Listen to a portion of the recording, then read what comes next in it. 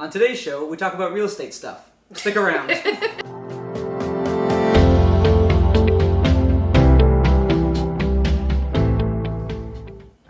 The first article that I want to get into today is Torontonians want more housing, Okay. but they don't want it in their backyard.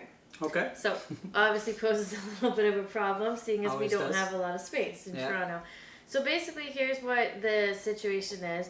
A poll by Ep6 shows that 87%, so overwhelming amount of Torontonians, acknowledge and admit that we need more housing. Yeah. We don't have enough space for the people. The challenge is that 59% of the residents also don't want them in their backyard. So they don't want them in residential neighborhoods. They don't want big high rises. Yeah. And they don't want it within a half a kilometer of where they live. So now, if you know the GTA, I'm specifically talking about downtown, but I mean anywhere, half a kilometer of anything, there's another residential pocket with half another. You're not going to have anywhere to put these properties. So it becomes a bit of a big issue because, we recognize, we have a problem, but yet the solution, more than 50% of people don't want. So, what do we do here? And, is there a way to get creative about this? Basically what their residents are kind of saying is that they feel like we're missing what they would call middle housing. Okay. So, essentially what that is, it's kind of like quadplexes and fourplexes and townhome complexes or 4 stories, low rise, a little bit more expensive, not your entry level huge condo stacks, but middle of the road residential, not high density. Gotcha. So that's what people are saying would be a solution to. But even within that, 37% of people are still opposed to townhouses being within a half a kilometer of their home. So I guess the big challenge is we're never going to make everyone happy. Yeah, right? You just got to go ahead and do it. So what do you think? Any creative solutions to this problem? Or, do you think that it is really this big of an issue? Yeah, I understand that, some really nice residential neighborhoods wouldn't want necessarily big condo towers, like high density stuff beside them. But we do need to split the middle ground and find something else. And if that medium density, like more townhomes or quadplexes or something like that, is doable, then why not? I think part of the reason why it's not happening is developers can make more money on the space with high density, so that's what they're going to do, right? Yeah, exactly. I agree. I think that that's the big issue. Developers are looking at bottom line, and residents are looking at aesthetics and what they want near and around their home. I'm actually a big fan of the middle-sized buildings where you have 3 or 4 stories. Mm-hmm. The units are a bit bigger, so they're not your entry level, but they're not necessarily luxury. Yeah. And you get a lot, and you can be in a nice prime neighborhood because you don't need as much space for something like that. I like those. I'd like to see more of those around the city and around even the north parts of the GTA because I think that, it solves a bit of a housing problem and it looks good. Yeah. So stop zoning for high density and start zoning for that, and let's just start building it. Yeah. If we could plan the city, that's what I'd do. Okay, my next article, that's pretty much the end of that one. Perfect, I like it. My next article, jumping right into rent. Yeah. All right, got an announcement today that rent has hit an all-time high. It is now over $2,200 a month to rent a 1-bedroom. $2,200 a month to rent a 1-bedroom. That's like 700 square feet. Yeah. In some buildings, it's like 500 square feet. That's insane. So I guess, other than pointing out the craziness of it, the article is just more of the same stats we've already reviewed. I'm not going to dig too deep into that, but you can review it yourself if you like. The link will be in the bottom description. Yep. But essentially, what's happening is our vacancy rate is at 0.3%. 0.3. So there's so much demand at this point in time that rents are just astronomical. Like at this point, you can pay a mortgage. For similar to, I mean, 100%. You can't live downtown unless you buy a condo, but you can live a little bit north and have a smaller commute and have equity for that kind of rent. Like 100%. This is insanely. Do you think at any point it's too much?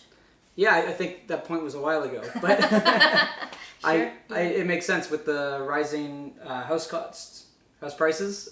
People trying to cover their mortgage, they need to charge more for rent, and the demand is there because there isn't enough housing for everybody. So it, solves itself. That's why we are where we are, and it's a tough topic because that's a big ask, right? But I mean, economists would say let the market do the talking, right? If people are willing to pay it, it is what it is. So anyway, if you're thinking about renting, just be prepared. It's pricey. Yeah. And also look into a mortgage at that point because you might be able to swing it. So, okay, my final article for today. pitfalls of gifting a home to your child. Yeah, okay. I'm interested to hear what it has to say. Yeah, a little bit of a different topic. Really interesting article. Basically, what they're talking about is when a parent or a family member has a rental property or a cottage or a home that's not a primary residence, and they either gift it to a child or a family member, or it gets willed. Yeah. So depending on the situation, is the conversation around capital gains. Okay. Yep. So the biggest pitfall in regard to taking this approach to something is that the way a lot of people structure it to try and save themselves money ends up costing you a ton of money in the long run, or it will cost your kid a ton of money in the long run if it's gifted to a child. So what ends up happening is that, you know, parents will sell the property at, say they sell to the child for below market value, right? But this isn't a primary residence. This is a secondary residence. So your capital gains applicable, and capital gains is based on market value. So it might cost you more because you won't net as much from the sale if you sell it at the discounted rate, but you still have to pay gains on the market value of the property, right? What the value of the home is worth. So it's going to show up.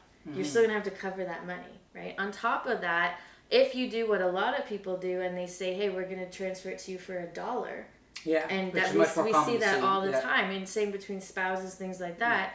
What happens there is when the new owner goes to sell it, they get charged capital gains on the difference between $1 and the sale price because it's a secondary property. So the example that's given in here is if it's $1 and the property is worth $1 million, well, they're getting capital gains of $999,999. That's a big tax bill. Yeah. Right? So what they actually recommend as a solution to this, which makes sense to me, is that you do a mortgage holdback or a seller vendor take back mortgage, right? Yep. So what that would mean is that, you know, you would basically hold the mortgage for the child or the family member. They would make payments, but you would do it at market value, right?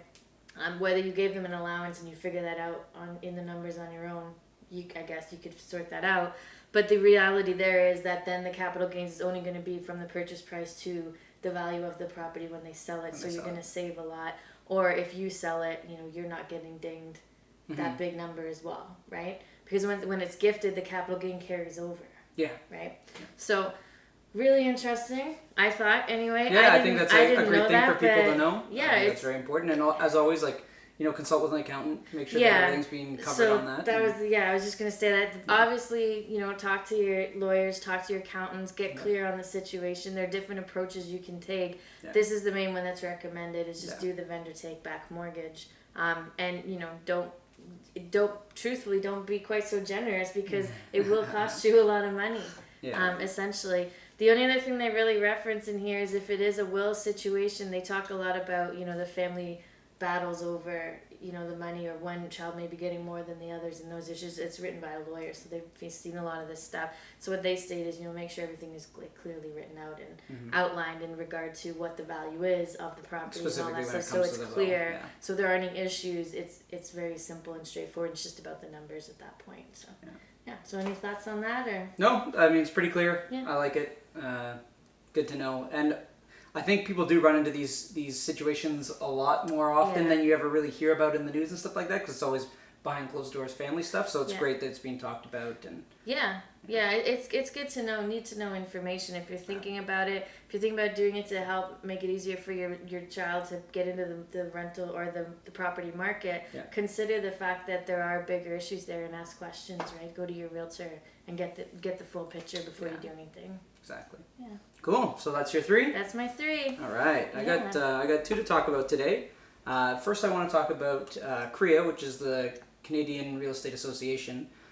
They lowered their forecast of sales expectations for 2019. So they've pulled them back. I think this is the second time now that they've pulled them back. So they released them again in June, and now they just pulled them back again. And so essentially what they're citing with this pullback is saying that, you know, with the uncertainty of general policy changes for our country, they're not sure what's going on there yet. And then, of course, access to mortgage financing still being a big talking point.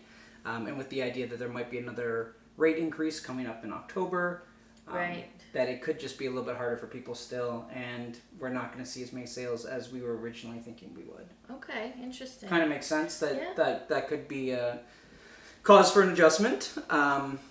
And essentially, right now we're looking at we're tracking for a 5-year low for nationwide home sales. So it has pulled back a lot. I mean, we've seen it definitely in the GTA and Ontario in general. But now we're looking at it, of course, nationwide. Nationwide, yeah. Yeah. Interesting. And so we're expected to see a 9.8% decline to 462,000 units for 2018. Okay. And what I did pull here was I just wanted to compare that a little bit to Toronto and look at what our housing numbers have done, what our sales volume has done the last couple of years. And if we take a look here, since 2014, the average sales or the sales numbers have been 92,000 for 2014, 101,000 in 2015, 113,000 in 2016, 92,000 in 2017, and right now we're at 53,000 for 2018. Right, so we probably will come in lower. We will come in lower, absolutely. And if I took the numbers from, we have 4 months left to go, and I took those numbers from last year's and put them to where we'd end up at about 79,000. Okay. 80,000, let's call it, for the year. Yeah. Which we haven't been that low since before 2014. Right. So we're still slowing down, just kind of as they're predicting for nationwide. Yeah. Okay. Interesting. Now, what are your thoughts? I think overall it's what we kind of anticipate, right? It's what we're expecting to see. I think there's probably a bit of a conservative nature to those sorts of articles. That, it is slowing down, but it's still moving. We're just kind of slowing down from that crazy pace that we were hitting there when we were like 113, 110. Exactly. That was a big jump that happened, right? Yeah. So I think that I would say, I think it is, slowing down. I think it's readjusting back to probably where we realistically should be at for a more balanced market. I wouldn't want it to be seen as like a major decline, or even though it is a significant drop, it's not a crash by any means. No. That would be my only real thought on it. Other than that, it's kind of what I expect. Yep. What I thought they'd say. Yeah, and so I mean, we're looking at still seeing a lot of people coming to Ontario in general, and same with BC. And so I think that's part of the reason why we're seeing those rent increases so much, right? Like people are coming here, they need to be somewhere. Our sales volume at the moment is down a little bit. Where are they going? Yeah. And that's what we're seeing. Because prices are still so high, they're renting, and so, there you go. That's why we're at 2,200. Exactly. Yeah. My next article is about recycled listings mean Canada's housing market data may be misleading. And so what they're talking about when they say recycled listings is when a listing doesn't sell right away, instead of doing a price adjustment and maintaining the same listing data entry on our system, what realtors tend to do is they cancel the listing, come out with a new listing, so our days on market and it being around doesn't look as unattractive to buyers. It doesn't look like a stale listing. We relaunch it as fresh. Yeah, strategy. Strategy, right? Yeah. You're trying to make the most money for your client, for your seller, and this is one of those things you do to protect them. Yeah. And so the article is essentially coming at realtors for a couple of reasons, and one of them is saying that because the realtors are the ones that hold all the data and we're releasing this information, they're criticizing that it should be a third party that's doing it versus what's coming from the realtors, because all the news reports, when you see these stats, come from our system. Right. Which makes sense because that's where we enter the information. Right. So it's just natural that it would come from there. And when they're saying that this is misleading, because it's not, they're saying that buyers aren't getting an accurate picture of how many times a house has been listed, or if it's been out there, if it's tired or not. Okay. I think they're a little skewed on that because, for one, in all these reports, we never really talk about that. You just see sales price, sales volume, stuff like that. It doesn't show listing price in there at all. So whether we posted it all on one listing or multiple listings, it never gets talked about in the news anyway. Yeah. Because even our reports don't track average listing price. Right. We can give that to you, but in the reports that we put out, none of that stuff is ever in there. It's not a number that's focused on. No, exactly, because things like this happen, right? Yeah. And so it'd be a useless stat anyways. Okay. The only stat that really gets affected by this is the average sale price to asking price. So when we say that a home sold for 103% of the asking price or 95% of the asking price, that is in the report every month, but it's only going based on the ones that sold. Right. So if that one listing was listed 3 times and then finally sold on the lower amount, it's going at the lower amount. It's going at the lower amount, probably tighter to the asking price. So instead of 95% of where maybe it was originally, it's at 99%. Right? Yeah. But again, that's never really reported on because it's such a skewed number anyways. Yeah. Okay. So from my stance at the beginning, I think their argument is just a little flawed here because the recycling of the listing isn't really throwing anything off. Okay. Ready for the second part? Yeah. So the second part, they're arguing that because this information isn't readily available to the public, they're saying that realtors are hiding this information. Right now, obviously, we have access to this stuff, and anytime that we're working with a buyer, the first thing we check is how long has this been out there? Has it been listed before? Readily shared. Yeah, we check what it's been, what they bought for it, what they paid for it, and all that stuff, and then of course share all that with our client. And now they're citing, of course, that in the U.S. this information is readily available on public sites. You can go look and see how many times a home's been listed, what they bought for, if it's been in the last couple of years, information such as that. And now Canada's following suit. That's what the Competition Tribunal was all about. Yep. And we're following the same path. So now on websites, you'll see how many times a home was listed, if it's been canceled, price reductions, stuff like that. Right, the history of the property. Yeah. Yeah. Exactly. And so, I don't think that recycled listings are really skewing any market data. I think it's information that every buyer should have, and I think they've had it. It's just if you're general public looking, you would have had to ask a realtor for it. Ask a realtor, yeah. Okay, interesting. My quick take on that. Yeah. The data part, this part 2, totally agree with you. Kind of irrelevant. That information, I mean, I know I provide it constantly to people. Yeah, absolutely. Just because we have the ones that are access to it, that's changing non-topic, right? And as of today, the feed's been opened up from Treb anyway. Exactly. That data's on the websites. You can get it, no problem. Yeah. The only thing I would probably say on the recycle part that I don't think it's a disagreement. I think I just would add something to it. Yep. One thing would be that it would skew days on market. Yes, right? absolutely. That would be a big factor that is yeah. definitely going to get skewed. Because when you're relisted and you sell in 20 days, but you've been on the market for 100, and then you're seeing, hey, the average days on market in my neighborhood is 30, well, it might actually be, 3 months. Yes, so exactly. That's a little bit, again, it's knowing the market knowledge, and having the guidance of someone to say, hey, like, this is what's actually going on there. But that's one thing I would say from recycled data that I would say 100% messes that number up. Yeah. The other thing I would say is that, I don't know if I'd call it recycle, because argumentatively speaking, if it's a new listing, it's a new contract, and it's at the right price so that it sells, well, then why would it matter that it was on the market before at a higher price? Like, what does that have to do with the accurate stat of, hey, if you list your your house properly at the right price, it will sell. Mm-hmm. And if you do so, here are the stats for that. If you're going to overprice it, you might be an extra 60 days because you're overpriced. Yeah. Right? So that would be my take on it, which I think is pretty similar to yours. It doesn't 100%. really skew anything. It's just... Also, I'd say that they are accounted for when you're looking at these reports, because we do track how many new listings in a month. So if there's excess new listings, like maybe there really was only 10,000 homes out there, but new listings is 15,000 because 5,000 of those homes ended up having to be relaunched at a better price. And then you're tracking the sales. So if there's only 50 sales and 15,000 new listings came out, you can see where the numbers are coming from. Yeah, exactly. So end of the day, list your house at the right price. Stats aren't going to matter. Stats aren't going to matter. It'll sell. Yeah. Anyway, so that wraps up our show for today. As always, the links are in the description below. Yeah, don't forget to subscribe so you don't miss our show every Tuesday and Thursday. And other than that, if you have any thoughts or opinions on this stuff, you can always throw us out a comment. And if you have any topics you'd like us to talk about, please make the suggestions. We'd love to hear them. Thanks for listening. Have a great day.